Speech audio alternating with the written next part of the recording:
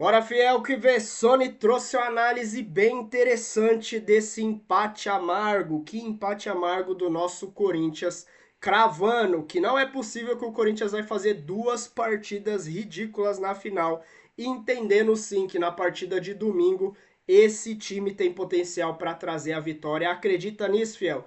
Trouxe uma análise completa, deu aula agora, deu show na análise desse empate do Corinthians, tanto quanto o Dorival, o elenco do Corinthians, o time dentro de campo e também a atmosfera e o que a torcida fez nesse primeiro jogo da final. Vamos entender tudo no vídeo agora. O vídeo tá bem legal, Fel. Se inscreva aí no canal, fortaleça com o like de sempre. Eu sou o Luan.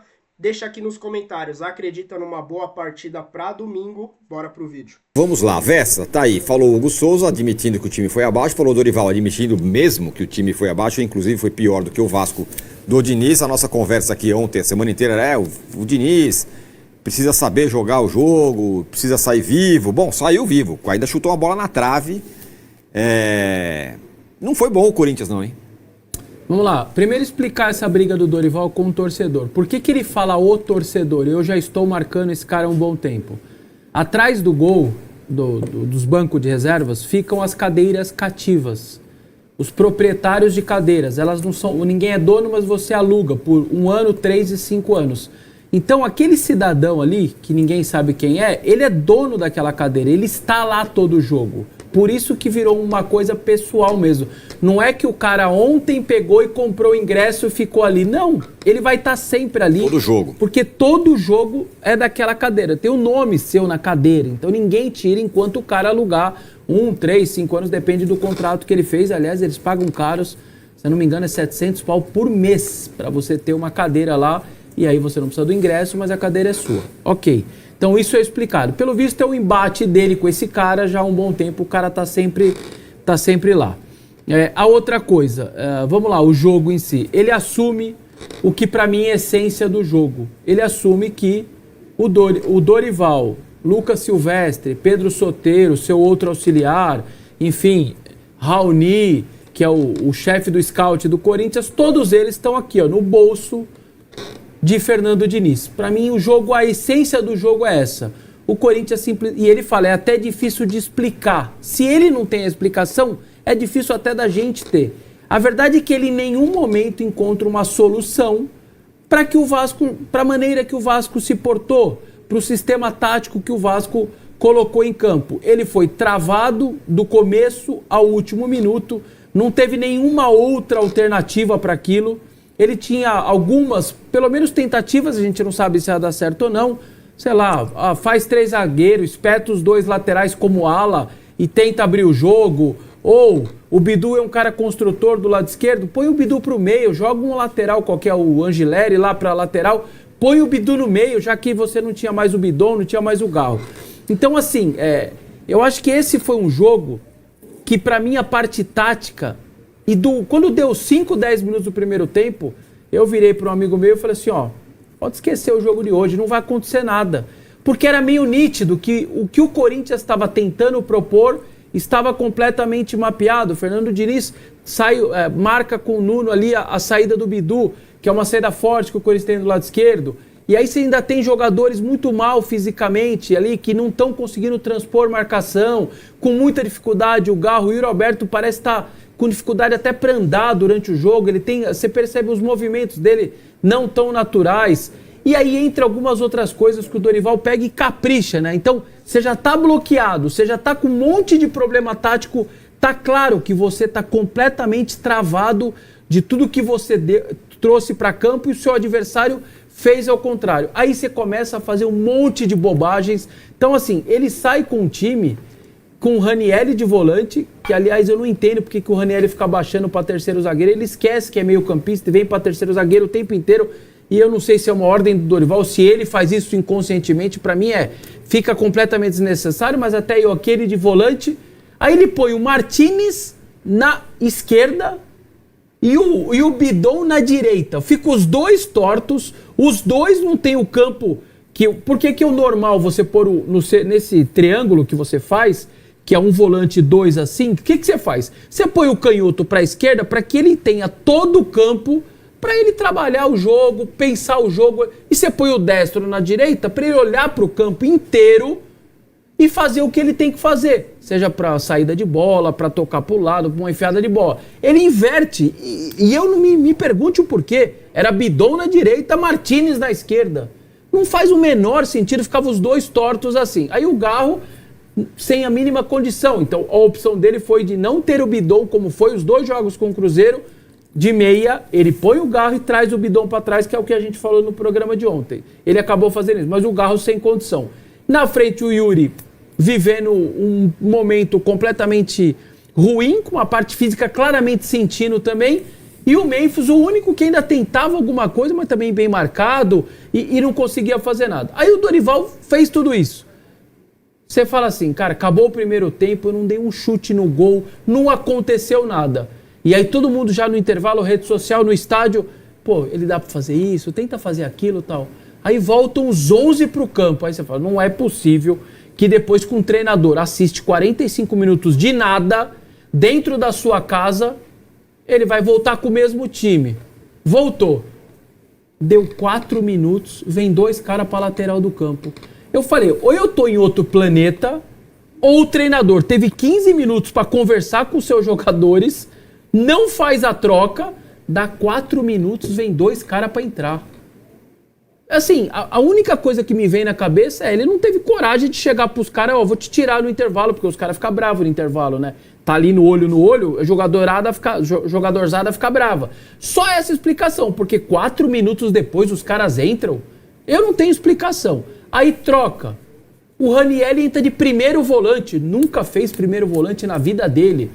E ainda entra todo descompensado, desconcentrado, errando o passe, parecia estar meio bravo de ter sido reserva e entra o Carrilho entrou completamente descompensado, assim, desconcentrado, não sei se ele ficou bravo de ter sido reserva, enfim, tem edits rodando aí pela internet, assim, chutando bola errada pra fora, tentando dar passe simples, que ele sempre acerta, errando o passe, enfim, entrou completamente perdido.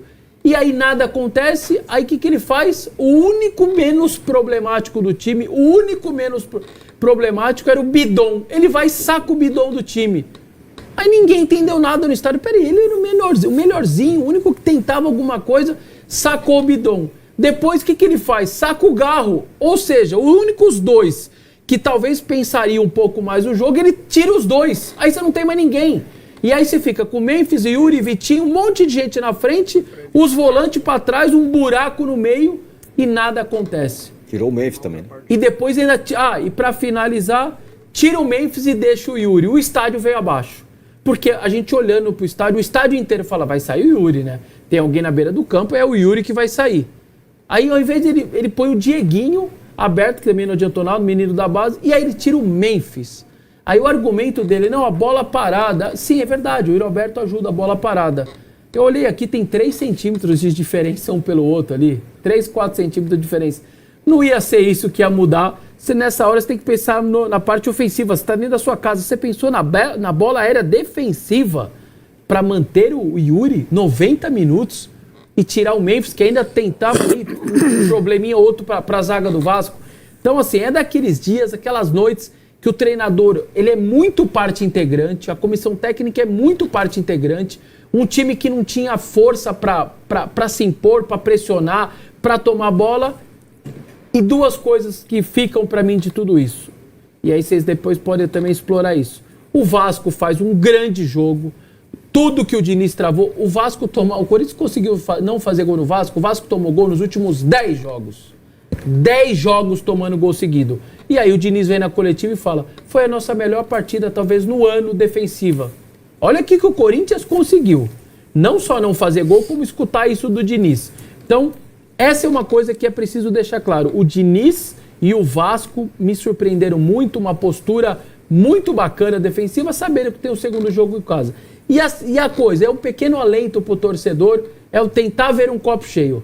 Não é possível que o Corinthians vai fazer um jogo tão ridículo no Maracanã. Então, se ele fez esse jogo lamentável, ridículo, e não perdeu, e eu não consigo enxergar o Corinthians jogando tão mal no Maracanã, fica esse alento do tipo, vai jogar melhor e aí você passa a ter alguma chance de ganhar o jogo. Porque jogar do jeito que jogou, eu acho impossível. Nem nas derrotas do ano, olha, o Corinthians perdeu um 2-1 pro Bahia na Arena. O goleiro do Bahia trabalhou, bolas invertidas, pressão, e perdeu o jogo. Mas jogou muito melhor do que no empate de ontem. Então, o que fica um pouco de alento ao torcedor esses caras não vão repetir esse jogo péssimo que vocês fizeram. Vai ser um pouco melhor no Maracanã. Se vai ser suficiente, não sabemos. Mas, pelo menos, fica esse alento. Pior do que jogou esse jogo, eu não acredito que seja possível fazer isso. Aline, vamos lá. Depois dessa aula aqui é difícil, Aula né? do Verso Sim, mas méritos ao Vasco ou deméritos do Corinthians? O que pesou mais para esse 0-0 que quase, repito, foi vitória do Vasco, chutou cabeceou a bola na trave? O que pesou mais, mérito do Vasco. Aí a gente ouve o Dorival falar, a postura do Vasco surpreendeu a gente. Eu fico pensando o que ele imaginava que o Vasco fosse fazer de diferente. Porque estava todo mundo falando que o Corinthians era favorito, o primeiro jogo em casa, ao lado da torcida. Então, como ele imaginava que o Vasco fosse jogar? Talvez ele achasse que o Vasco ia sair trabalhando a bola o tempo inteiro do jeito que faz. E o Diniz falou sobre isso na coletiva, falou sobre a questão do gramado, né? Ele falou, não é que o gramado é ruim, mas é um gramado diferente, então até por isso que ele abre mão, em muitos momentos, da saída de bola trabalhada e vai fazer a bola longa para ele não correr nenhum tipo de risco. Então, eu fico me perguntando, o que o Dorival esperava do Vasco? Ele esperava que o Vasco fosse para cima e fosse deixar tudo aberto, que fosse um jogo diferente. E aí eu acho que ele se contradiz em certos momentos. O Vessone falou da questão, primeiro da escalação, para mim o Martínez não tinha que ter começado como titular, até pelo jogo que ele fez na semifinal, mas aí ele fala, desde o primeiro minuto a gente não conseguiu entender o jogo ou sair do que o Vasco havia armado. E aí você teve 45 e não fez nada. Primeiro ponto. Então, se desde o primeiro minuto ele já sabia que não ia conseguir daquela situação, ele não fez nada em 45. Aí ele vai para o intervalo, como o Vessone destacou, e aí ele volta sem fazer as substituições. E tem uma coisa que a gente usa para a vida que dá para a gente usar no futebol. O sim, ele é muito claro. Então, se o negócio está dando certo, ele não tem que pensar em mudança. Se ele pensou em mudança, é porque ele sabia que não estava dando certo. E se ele sabia que não estava dando certo desde o primeiro minuto, por que ele esperou 4 minutos achando que a conversa do vestiário ia resolver alguma coisa? Então, para mim, isso não faz sentido nenhum. E aí, até nas substituições, as escolhas, tinha jogador que realmente ia ter que sair, o Ranieri, o Garro, por questões físicas, não ia aguentar jogar o jogo inteiro. Por que você já não pensa nesses caras que vão, em algum momento, precisar sair e faz uma alternativa, né? Eu acho que faltou um pouco de repertório para essa saída. O Diniz foi muito bem dentro do jogo que ele precisava fazer e ele entendia que ele tinha que fazer. Com todo o favoritismo que estava do lado do Corinthians, todo mundo falando do poder da torcida, de jogar em casa. E o Dorival não soube sair daquilo, sabendo o que estava acontecendo. Então aí a gente pensa na estratégia também de comissão técnica, de estudo do adversário e de estudo de estratégia de futebol mesmo para você sair do que está dando errado, claramente. Pois é, o Dorival tentou se explicar, ele falou, não, eu tento conversar com os caras lá, mas aí não dá, mas em 3 minutos ele decidiu que não tinha dado certo. Massa, e aí? Bom, acho que... Você que falou que o Corinthians é campeão, aquele papo todo. Sim, né? Vocês vão lembrar disso até eu morrer, mas tudo bem. No domingo eu vou lembrar de você, se não der. E se der? Aí eu vou lembrar. Também, né? Vai lembrar de qualquer jeito. Também. Então, assim, não dá para absolver o Dorival, mas eu confesso, eu fui surpreendido também, pelo jeito do Fernando Diniz. Nós passamos a semana inteira falando, ele não vai mudar o jeito. O que a gente sabe sobre o Fernando Diniz? Que ele não vai, ele é um cara de coragem, para não falar teimoso. E ele olhou para o gramado e mudou. Vou interromper, Massa, mas aqui ele falou coisas bem interessantes, né? Sobre o melhor jogo defensivo do time dele. E falou do campo, que até isso eu achei interessante. Não reclamou do gramado nem nada, mas falou que é um campo muito rápido e tal. E que isso estava dificultando até o Vasco. Ainda assim... Ele fala, é excelente, mas... Diferente. Tá. É diferente pro Vasco, não está acostumado a jogar lá, isso, entendeu? justamente. Tem fibra sintética. É um ponto do jogo do Maracanã, também, né? Vai jogar no Maracanã, ele está acostumado. Tem um misto, tem pouco, mas tem fibra sintética. Um gramado que mais amarra, rápido, mas... Ele é mais rápido, entendeu? Ele é assim. Agora, decisão, você tem que pensar nos detalhes, horas. Então, eu vi poucas vezes o Diniz... Perdão, engasguei. Eu vi poucas vezes o Diniz na vida mudar o conceito dele, o jeito dele fazer as coisas. E ele mudou ontem. Mudou, porque eu não esperava. O jogo que eu esperava era o Corinthians fazer 1 ou 2 gols, um na bola recuperada na saidinha e outro de cabeça. De cabeça até saiu, mas estava impedido. Até funcionou. A bola aérea do Corinthians ofensiva é muito difícil de marcar, né? Então, por isso que eu tô falando, porque tá com cara de Corinthians campeão, e mais ainda agora, porque o Vasco não matou, quer dizer, o Vasco não conseguiu, no dia em que deu tudo errado para o Corinthians fazer o gol. Mas para mim tem outro aspecto que é mais importante. O Corinthians não soube trabalhar essa final de Copa do Brasil. Os caras estão mortos em campo. Não tem. O Maicon não pôde jogar desde o início. Faz muita diferença, certo? Já está no lugarzinho dele ali, onde ele joga. Seria o Carrilho pela direita, Maicon, um volante e o Breno Bidon. Não o Garro. O Garro não consegue andar. É o que ele fez nos 2 jogos de Minas. Isso. E a conta chegou e não conseguiu fazer ontem. Você viu o que aconteceu em Minas, o primeiro tempo? Foi um passeio do Corinthians. Com perna. Entendeu? Exatamente. Então, o time está morto. O Yuri não consegue andar muito. O Memphis também não está legal. Ele mesmo fala, passou 2 dias no departamento médico. O Garro não está bem. Quer dizer, o time está morto. E o Vasco fisicamente voou, cara. Né? Os 2 homens de meio campo do Vasco, os mais fixos, o Thiago Mendes, uma partida de primeira linha. Então, acho que o Vasco conseguiu, né, fugir um pouco do jeitão de levar a bola no ataque. E mesmo não tendo um cara alto como o Verratti, que estava no banco, as saídas dele lá de trás, o que acontecia? Ele dava a bola lá na frente, né, o lançamento, ou chutão, você escolhe aí o termo que você quer utilizar. E uma coisa interessante, o Coutinho, que jogava de segundo homem como atacante, ele não ia para a bola. Ia o Ryan e ele vinha imediatamente, não sei se vocês repararam, muitas vezes quando a bola ia lançada, você via na imagem a bola passando e o Coutinho voltando. E o Coutinho trabalhou atrás dos volantes do Corinthians com muita facilidade, muita facilidade. Faltou ao Vasco um pouco mais de saída. O Paulo Henrique fez um jogo muito ruim pela direita, né? Faltou o Vasco um pouco mais de poder de decisão, né? Um pouco mais de entender o que estava acontecendo no jogo. Falar, agora é nossa hora. Nós vamos levar para o Maracanã uma vantagem. É possível fazer isso. O Corinthians está entregue. Está entregue, e a Aline aqui, enquanto estava rolando a entrevista, ela levantou um caso interessante. Ela falou, a Aline estava no estúdio, né, no Band News, e ela achou que a torcida estava muito quieta. E eu estava vendo o jogo, normalmente eu não ponho o comentarista áudio da transmissão, não por nada, para menosprezar, nada disso. Mas é porque você acaba sendo influenciado, né? A pessoa fala um negócio e fala, isso aí é interessante, eu vou pensar que é isso mesmo. Então é melhor você errar com o teu jeito de ver, né? Mas quando está o Ricardinho, comentarista do Sport TV, em jogo do Corinthians, eu costumo ouvi-lo, porque ele entende de Corinthians, ele jogou lá, então ele sabe o que está falando.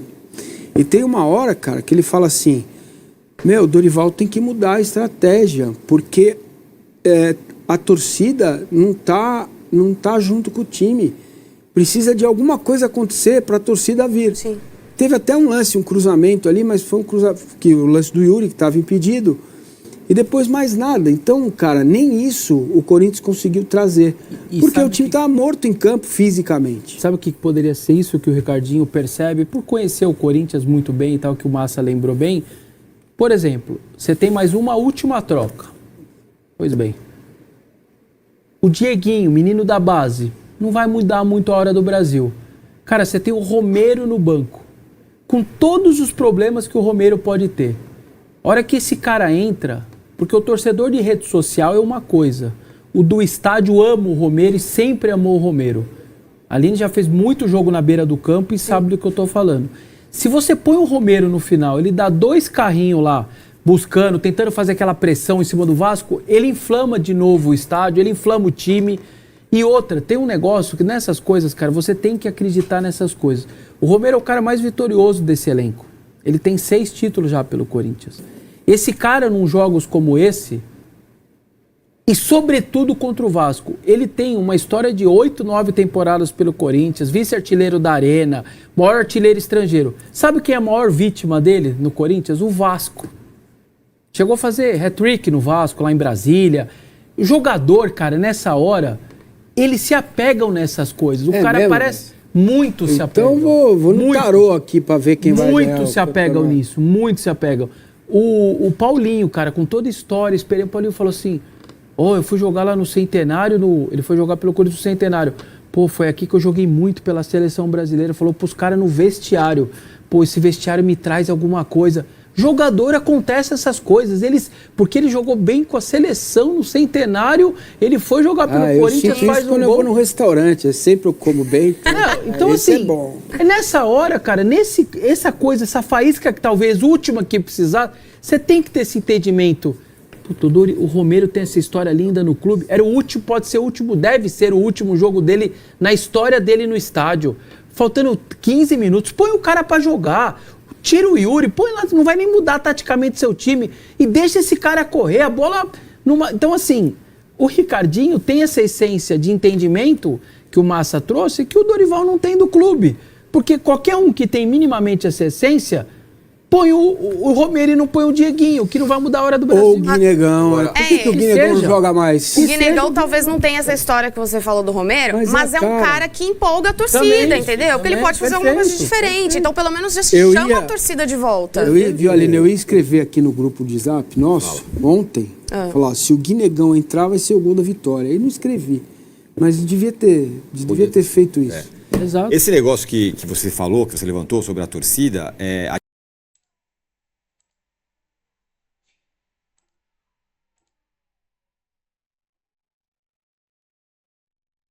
Sentiu falta do Romero ontem, Fel? Acredita que o Romero, com toda a sua áurea, com todo o seu entendimento do que é Corinthians, principalmente jogando uma final, poderia realmente elevar a arena para um novo nível de atmosfera e o Corinthians talvez ali com o empurrão da torcida conseguir pelo menos esse golzinho aí, levar uma vitória para o Maracanã. Pra mim também a entrada do Dieguinho, ele errou em várias ali o Dorival, mas quando ele coloca o Dieguinho, pra mim não entendi nada, foi totalmente não entender o que o Corinthians precisava, o que era o Corinthians. Guinegão vindo bem, sendo decisivo em vários jogos, tendo o Romero como um cara que dá carrinho, que vai marcar os caras em cima, que traria uma pressão pra zaga do Vasco. Colocar o Dieguinho com todo respeito, o menino até que vem fazendo umas partidas legaisinhas, que eu nem acho tudo isso. E aí tirando o Memphis Depay e deixando o Yuri, mas enfim, eu ainda acredito muito, concordo com o Vessa, não é possível que o Corinthians vai fazer uma partida tão ruim ou pior como essa no Maracanã. E sabendo que fazendo uma partida tão ruim, o Vasco ainda assim não criou quase nada praticamente, que eu vejo a mídia falando, nossa, mas o Vasco foi superior, mas o Vasco jogou muito, mas o Vasco... Ele segurou o Corinthians, mas também não criou nada, não jogou nada, não deu aquela bola na trave que foi numa bola parada, que praticamente o Corinthians também teve uma chance ali com o Yuri que estava impedido, mas enfim, também não foi lá essas coisas, e que o Corinthians jogando o pior do que ele jogou nos últimos tempos, aí nas últimas partidas, isso ainda levando em consideração que jogou no Brasileiro, hein? O que foi muito ruim, o Vasco não ganhou. Então traz sim uma expectativa e eu acredito, não é justificativa, mas acredito muito que sim, uma das estratégias, e se não o principal do Dorival, era não perder os titulares para o jogo da volta. Porque que adianta, sei lá, fazer 2-0 aqui e perder 5 titulares para a partida de volta no Maracanã, com o Vasco não é dos melhores times, mas tem lá suas qualidades, o Corinthians estaria na lona total. Então acredito sim que no jogo do Maracanã, esses jogadores estão acostumados a jogar com o estádio cheio. Vai sim ter jogo e o Corinthians tem tudo para trazer essa vitória. Agora a expectativa é, quais serão os titulares, entendendo que sim, o time está desgastado. Deixa a sua opinião aí nos comentários, se inscreva no canal, fortaleça com o like de sempre. Eu sou o Luan, até o próximo vídeo. Valeu!